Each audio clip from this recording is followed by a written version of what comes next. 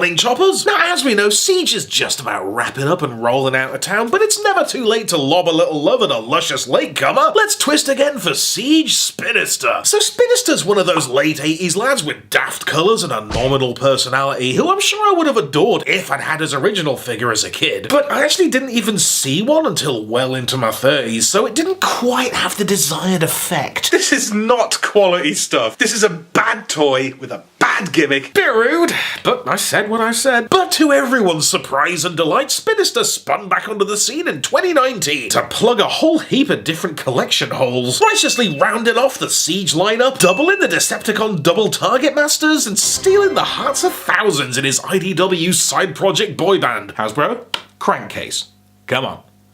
It's not just me this time. Yes, indeed, here we are in the future, and it's unlikely. Check you out, Spinnerella, getting your very own actual, proper, non-exclusive, non-repaint, full-size figure and everything. You king! So Mr. Spinister here is simultaneously an impressively authentic ancestral upcycle and one of the heftier Siege Deluxes, strutting a surprisingly strapping silhouette that stands strident over his cohorts with striking composure and effortless sass. I mean, the colours are pure ridiculous joy, deliriously decked out in purple, dark teal, and hot pink, like a bi icon. Chest chunks a banging box of belligerents with his old school sticker details gloriously glowed up in premium plastic pride. You love to see it. Face is likewise brilliantly built with its brooding black beetle shell helmet, and I'm not quite sure what it is, but something about the bright yellow deep set eyes and weird turquoise mouthguard somehow reads sort of gormless and intense, like dangerous dipshit energy. This copter kibble's a bit flashy and full on, isn't it? Like, look at this bloody great heli tail rising a clear inch above his head. So ostentatious. And I love the way the blades fold up there and just about stash securely. Like, they wobble, but they ain't going anywhere. And I like that. Just a little loosey-goosey. Why not? Also, you can crack him down his back to access the backpack attack jack. Arms are pretty standard, but certainly a strong point. Just absurdly articulated, with these potential wrist caps jammed up with bonus detail, along with some cheeky shoulder spikes and yet more sticker-inspired sculpts. God, I'm into that. More of that, please. Legs are looking lofty, but they're certainly strange specimens. Like, they've given him an entire separate cockpit per leg. That's certainly a choice. Like, it is weird, but it totally works. I mean, if they had just given him the one cockpit that's split in half, we'd be looking at some serious open-sided inner shin emptiness. So I think it was the right call to just give him two of his entire G1 bottom half. Plus, it looks cool as shit, man. It's like helicopter bell-bottoms. Belly-bottoms? Anyway, as a legacy double target master, good old Michael Spinnigan comes with two basic bi-barreled blasters tooled up for dual-wielding or arm-mounting or doubling up for target mastery troublemaking. Sadly, they are just regular guns and not little blokes, although I'm pretty sure Singe and Hairsplitter are floating around somewhere. Look, you want target masters, now's the time to get target masters. They're on sale, they're on clearance everywhere, just grab a couple. They're all the same, who cares? Speaking of, let's make a swift run down the Siege checklist. So he's packing a couple of those tiny impact posts that I've run out of funny names for. Blast bumps, pow pimples, flame freckles.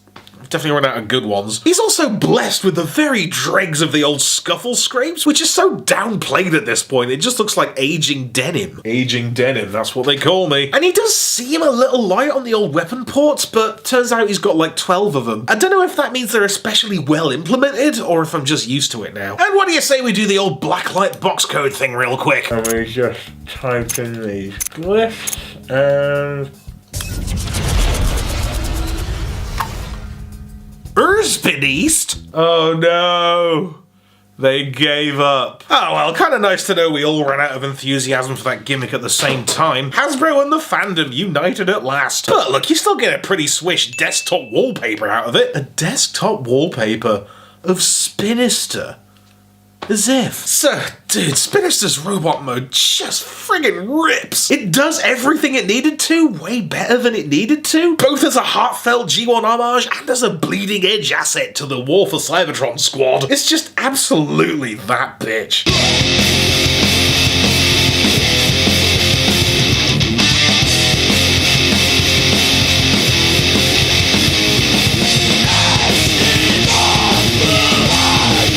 Transformation's a welcome bit of weirdness. Like, I always love it when there's a waist twist that doesn't just go all the way around. You gotta turn it halfway. What? Step back, noobs. This is a pro gamer zone. Now then, let's give the alt mode a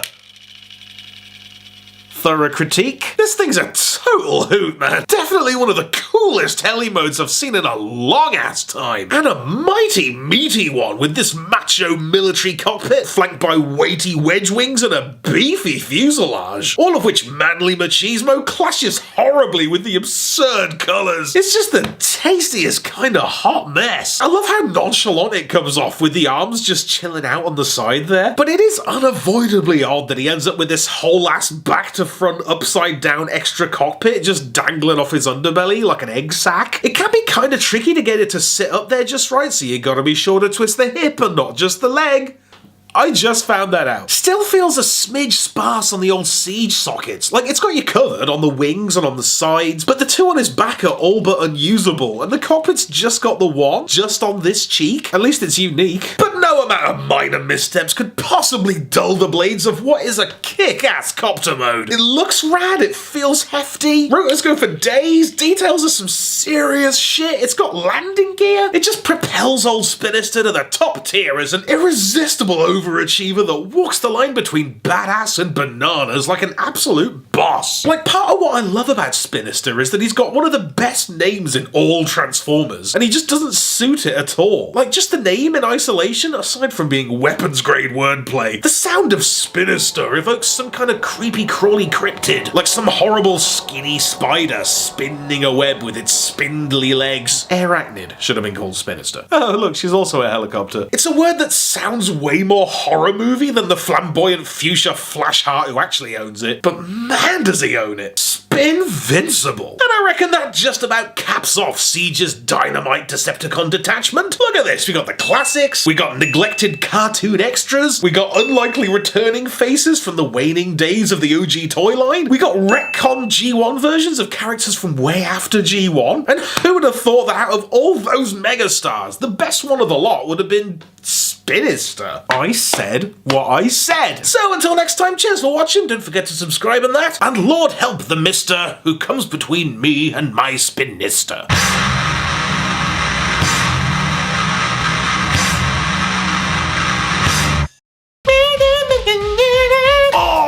I hope that one did the trick for you. Major thanks to Ian Dubson for being a patron of the show. Thank you, my friend. Do make sure that you're clean-handed. Be sure to subscribe for more Thew's awesome Transformers reviews. Limited appeal, keeping it real.